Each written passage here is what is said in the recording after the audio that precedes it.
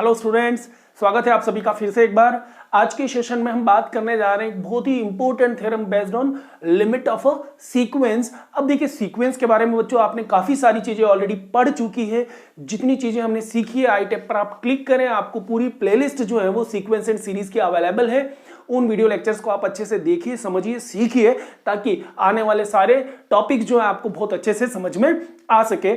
आज हम बात करेंगे एक बहुत ही important theorem uniqueness of limit पे। देखिए इसके पहले सीक्वेंस की लिमिट हम लोगों ने फाइंड किया है। हमने देखा है कि कैसे किसी सीक्वेंस के कन्वर्जेंस को हम फाइंड आउट करते हैं। किसी कन्वर्जेंस ऑफ सीक्वेंस से हम क्या समझते हैं बच्चों? हमें पता है कि कोई सीक्वेंस कन्वर्ज है, मतलब क्या है? वो किसी एक पॉइंट की तरफ जाकर खत्म हो रही है, ठीक है ना। मतलब यदि हम an पर सीक्वेंस का लिमिट ले ले तो हमें क्या मिले? एक फाइनाइट वैल्यू मिले। और वो फाइनाइट वैल्यू भी कैसा होना चाहिए? यूनिक होना चाहिए। ये चीज हमने सीखी है अच्छे से, ठीक है ना। यदि फाइनाइट है बट यूनिक नहीं है तो फिर वो ऑसिलेटरी सीक्वेंस हो जाएगा। ये सब चीजें आप बहुत अच्छे से सीख चुके हैं बच्चों, ठीक है ना। तो किसी सीक्वेंस की लिमिट जो है हमेशा कैसी होगी? यूनिक ही होगी। और उसी पे बेस्ड रिजल्ट को आज हम डिस्कस करेंगे। कई दफा एग्जाम में ये चीज पूछी भी जा चुकी है, तो समझते हैं बहुत छोटा सा प्रूफ है, सिंपल प्रूफ है। अच्छे से इसको हम सीखने का प्रयास करें। If the limit of a sequence exist then it is unique. या फिर हम कहें a sequence can not converge to more than one limit. एक और प्रकार से इसको हम समझे कि यदि an आपके पास रियल नंबर का कोई एक सीक्वेंस है, if an be the sequence of real number then its limit is unique। इतने प्रकार से ये ऑलरेडी एग्जाम में पूछा जा चुका है। रिजल्ट पे बात करें, यदि इसके प्रूफ पे हम बात करें बच्चों, तो देखो आपको बहुत साधारण सा यहाँ पे प्रूफ समझना होगा। आपको ये बताना है कि कोई सीक्वेंस यदि कन्वर्ज होती है तो उसकी लिमिट जो है वो एक से ज्यादा नहीं होगी, मतलब यूनिक होगी। इस रिजल्ट को हम मेथड ऑफ कॉन्ट्रडिक्शन से प्रूव कर दें। हम ये मान के चलें कि भाई सीक्वेंस कन्वर्ज हो रही है पर यूनिक लिमिट पे कन्वर्ज नहीं हो रहा है, वो एक से ज्यादा लिमिट पे कन्वर्ज हो रहा है। It means what? हमने कॉन्ट्ररी एज्यूम किया है, तो हम आखिरी में ये प्रूव कर दें कि भाई वो L1 और L2 जो हमने दो अलग अलग पॉइंट माने जहां सीक्वेंस आपका कन्वर्ज हो रहा है, वो अलग अलग ना हो कि क्या है, एक ही है। तो इस प्रकार से हम अप्रोच तैयार करें और इसको प्रूव करें। तो देखिए यहां पे आप सबसे पहले प्रूफ के पार्ट पे क्या लिख दें? Let us suppose on contrary that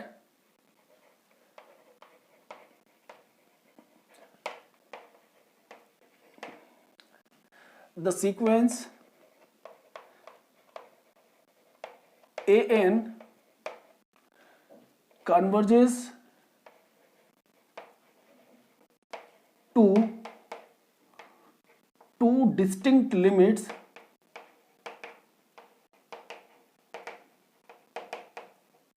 L1 and L2। अब आपको क्या प्रूव करना होगा? We have to prove that L1 is equal to L2। देखो ये चीज आपको यहां पे प्रूव करनी होगी।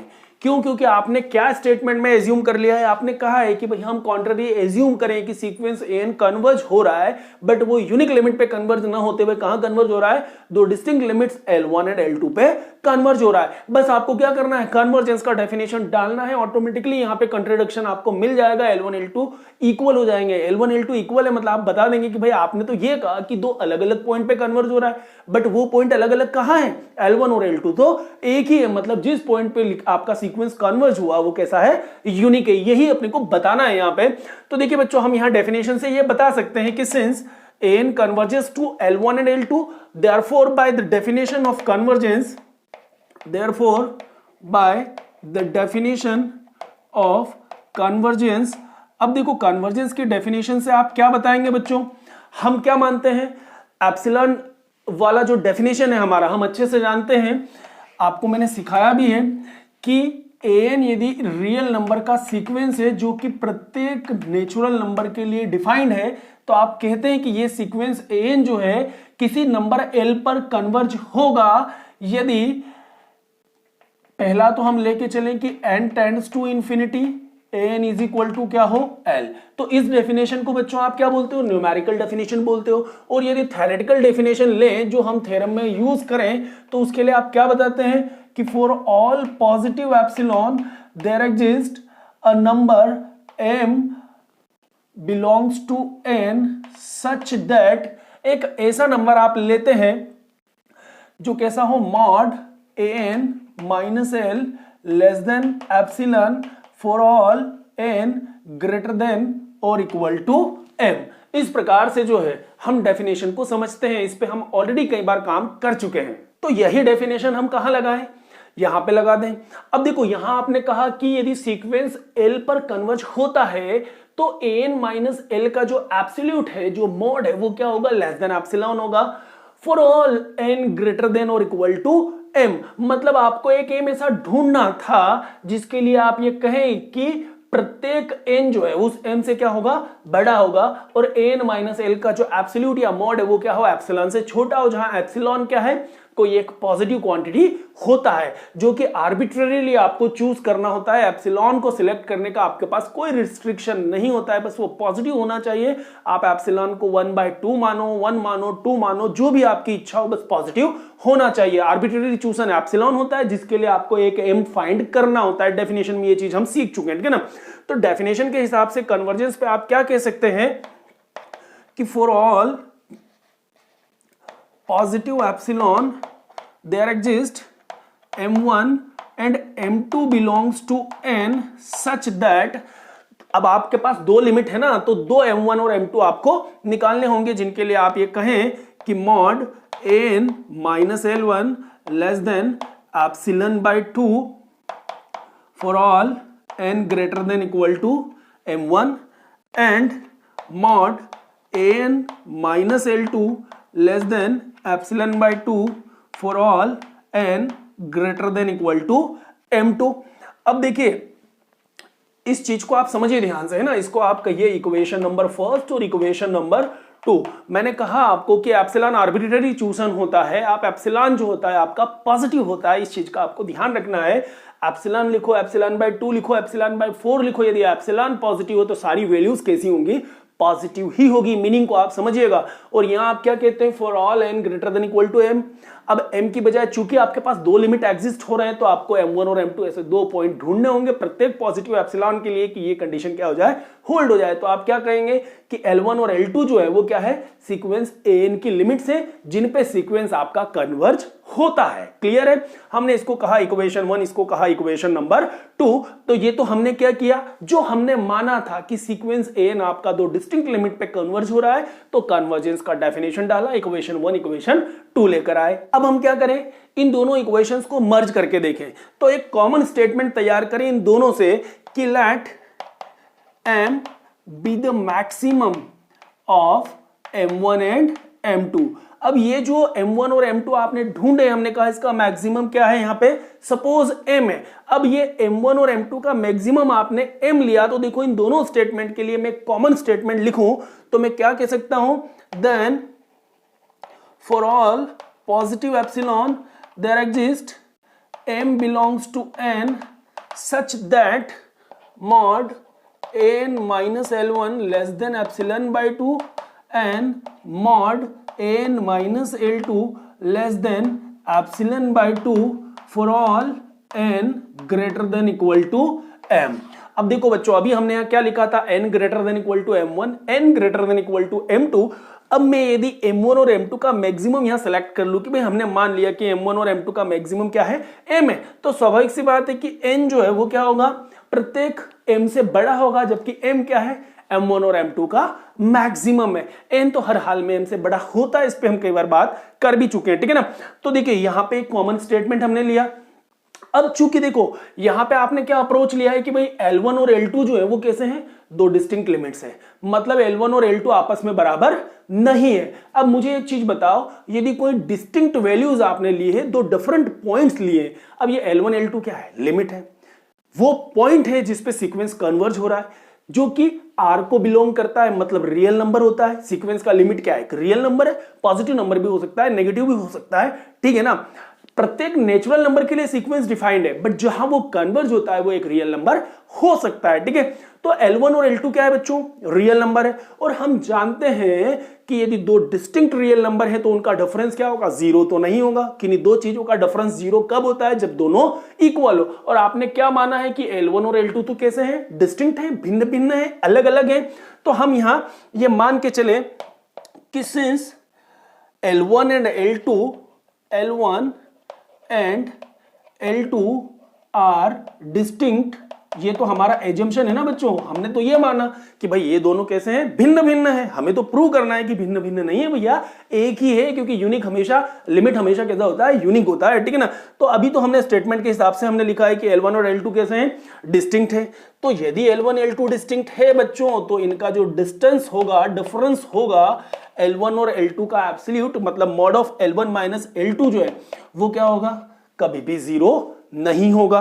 और यदि ये जीरो नहीं होगा तो फिर क्या होगा, जीरो से बड़ा ही होगा, क्योंकि हमने क्या लिया, उनका जो भी डिफरेंस है उसका मॉड लिया है, मतलब वो कैसा होगा, पॉजिटिव ही होगा, ठीक है ना। Mod of L1 minus L2 can never be zero, but greater than zero हमेशा मान के चले, मतलब कुछ ना कुछ नंबर आपको मिलना है। तो हम यहां मान लें कि भाई ये जीरो नहीं होगा तो कैसा होगा, कुछ ना कुछ वैल्यू देगा। L1 माइनस L2 हम मान के चले कि किसी नंबर डेल्टा के इक्वल है, जो कि अब यदि एब्सोल्यूट लिया है तो स्वाभाविक सी बात है पॉजिटिव होगा, जो कि कैसा होगा, पॉजिटिव हो जाएगा, ठीक है ना। अब L1 और L2 का मॉड जो है बच्चों वो कैसा है, डेल्टा के इक्वल है। अब हमने एप्सिलॉन कैसा चूज किया है बच्चों, यहां पे एप्सिलॉन जो है वो आर्बिट्ररी है, पॉजिटिव है। देखो क्या हमने लिखा है यहां पे कि एप्सिलॉन जो है आपका क्या है, पॉजिटिव है, आर्बिट्ररी चूजन है, इसका वैल्यू कुछ भी हो सकता है, जो आपकी इच्छा हो, जीरो से बड़ा इसको आप कंसीडर कर सकते हैं। तो अगली लाइन में क्या लिखूंगा कि since epsilon is arbitrary chosen number, epsilon is arbitrary chosen number, so let, हम ये मान सकते हैं बच्चों यहां पे कि epsilon is less than delta, ठीक है ना। चूंकि डेल्टा भी कैसा है, पॉजिटिव है, एप्सिलॉन भी कैसा है, पॉजिटिव है, बट दोनों में आर्बिट्ररी कौन है यहाँ पे, L1 माइनस L2 का मॉड तो डेल्टा है बच्चों। अब L1 L2 तो फिक्स है, जो भी आपकी लिमिट जहां कन्वर्ज हो रही है आपको एक फाइनाइट वैल्यू मिलना ही है, ठीक है ना। बट एप्सिलॉन कैसा है, आर्बिट्ररी, पॉजिटिव है, डेल्टा भी पॉजिटिव है। तो हमने कहा कि भाई दोनों पॉजिटिव है, एप्सिलॉन हम कैसा चूज करें, डेल्टा से छोटा चूज करें, क्योंकि ये अपने पास चॉइस होती है। अब एप्सिलॉन इज लेस देन आपने क्या माना, डेल्टा, ये आपका स्टेटमेंट है, ठीक है ना, आप एज्यूम कर रहे हैं इसको, ठीक है ना, इन तमाम चीजों के बेसिस पे। तो अब देखिए, यदि आपने कहा कि एप्सिलॉन लेस देन डेल्टा आपने चूज किया है, तो मुझे एक चीज बताइए, मॉड L1 माइनस L2 यदि आप निकालें बच्चों, तो सिंपल मैथमेटिक्स के हिसाब से हम इसमें क्या कर सकते हैं, मॉड L1 माइनस L2।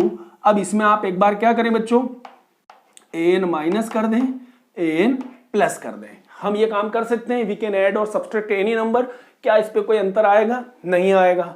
अब इसको थोड़ा सा आप अरेंज करें कि ये L1 minus an minus L1, तो ये माइनस यदि मैं कॉमन ले लूं तो an माइनस क्या आया, L1 आया, प्लस an माइनस हम क्या लिख सकते हैं यहाँ पे, L2 लिख सकते हैं। इस प्रकार से लिखा जा सकता है, देखो ये minus an minus minus plus L1, तो देखो ये L1 प्लस का और ये माइनस का an और यहाँ प्लस का an और माइनस का L2 अरेंजमेंट है हमारा, हम ऐसा लिख सकते हैं, ठीक है। तो अब देखो यहाँ पे क्या हो रहा है बच्चों, मॉड a प्लस बी, और आप सब अच्छे से जानते हो ट्रायंगुलर इनइक्वालिटी से कि मॉड a प्लस बी क्या होता है, less than equal to mod a plus mod b ही होता है। कि दो नंबर के सम का एब्सोल्यूट जो होता है उन नंबर्स के इंडिविजुअल एब्सोल्यूट्स के सम से क्या होता है, छोटा होता है। ये बात तो हम बहुत अच्छे से जानते हैं। तो यदि यही प्रॉपर्टी यहां लगा दें तो मॉड क्या आ जाएगा, minus an minus L1, but mod है तो माइनस तो पॉजिटिव हो ही जाएगा, तो आप इसको डायरेक्टली लिख सकते हैं कि mod an minus L1 plus mod an minus L2, इस प्रकार से लिखा जा सकता है। अब आप देखिए यहां पे कि an माइनस L1 क्या है, इक्वेशन 1 कह रहा है मॉड an माइनस L1 क्या है, less than epsilon, strictly less than epsilon by 2, तो ये लेस देन इक्वल टू, तो इससे यदि अगली स्टेप लिखी तो less than equal to, but यदि यहां हम इक्वेशन 1 और 2 का रेफरेंस लें तो इनका एब्सोल्यूट तो स्ट्रिक्टली लेस देन हो रहा है ना बच्चों, तो यहां पे लेस देन इक्वल टू ना आते हुए क्या आएगा, strictly less than epsilon by 2 plus epsilon by 2, ठीक है। तो इसका मतलब क्या आया कि मॉड L1 माइनस L2 जो कि किसके बराबर था, आपने डेल्टा के बराबर माना, तो इसको मैं लिख सकता हूं इज इक्वल टू डेल्टा, और ये किससे लेस देन है, epsilon by 2 plus epsilon by 2 मतलब एप्सिलॉन, ठीक है ना, हाफ प्लस हाफ मिलके एक कंप्लीट एप्सिलॉन हुआ। तो मॉड L1 माइनस L2 जो कि डेल्टा के इक्वल था और लेस देन किससे है, एप्सिलॉन से। तो मुझे एक चीज बताओ, आपने तो कहा कि भाई एप्सिलॉन लेस देन डेल्टा, और यहां तो कहानी उल्टी हो गई, क्या हो गया, डेल्टा लेस देन एप्सिलॉन। मतलब एजम्पशन हम लेके चले कि L1 और L2 दो डिस्टिंक्ट लिमिट्स है किसी सीक्वेंस की, मतलब सीक्वेंस यदि दो डिफरेंट पॉइंट्स पर क्या हो रहा है, कन्वर्ज हो रहा है, तो यहां तो भैया हम सब कुछ उसके अकॉर्डिंग मानते गए, तो जो हमने माना वही क्या हो गया, उल्टा। क्योंकि एप्सिलॉन तो आर्बिट्रेरी चूजन है, आप ऐसा बिल्कुल मान सकते हैं, बट यदि ये मैं मानता हूं तो आखिरी में मैंने क्या देखा कि डेल्टा लेस देन एप्सिलॉन माना था, एप्सिलॉन लेस देन डेल्टा, मतलब क्या हो गया, ये तो कॉन्ट्राडिक्शन मिल गया, विच इज अ कॉन्ट्राडिक्शन।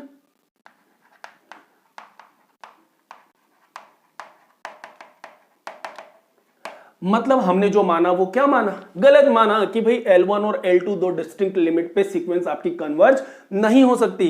तो क्या लिखेंगे, that is our assumption that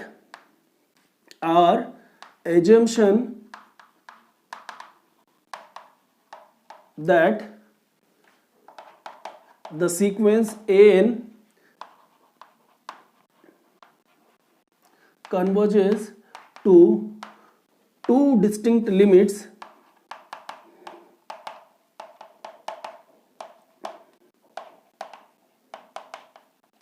L1 and L2 was wrong. That is आप ये कह सकते हो कि भाई L1 और L2 अलग अलग नहीं है। आपने तो क्या माना कि L1 एंड L2 कैसे हैं, नॉट इक्वल है, डिस्टिंक्ट है, मतलब L1 is not equal to L2, ठीक है ना।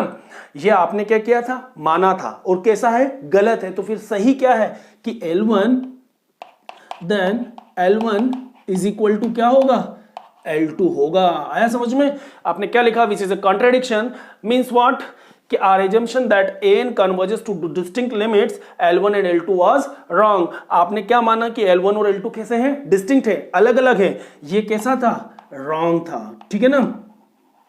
मींस व्हाट कि L1 और L2 डिस्टिंक्ट नहीं होंगे, बल्कि क्या होंगे, एक ही होंगे। अब मुझे एक चीज बताइए, यदि L1 और L2 एक ही है तो फिर क्या हुआ, इसका मतलब जो लिमिट L है वो तो कैसी हो गई, यूनिक हो गई। आपने बताने की कोशिश की कि दो अलग अलग पॉइंट पर कन्वर्ज हो रहा है, बट आखिरी में जाके वो दो पॉइंट्स कैसे आ गए, एक जैसे ही आ गए, मतलब भिन्न कहां रहे, नहीं रहे। मतलब आप ये कह सकते हैं कि हैंस, अब आप फाइनल स्टेटमेंट दे दें यहां पे कि hence a sequence can not converge to more than one limit, और if the limit of the sequence exists then definitely it is unique। आया समझ में। तो उम्मीद करूं कि आपको ये चीज समझ में आई होगी। Thank you very much, thanks for watching this video.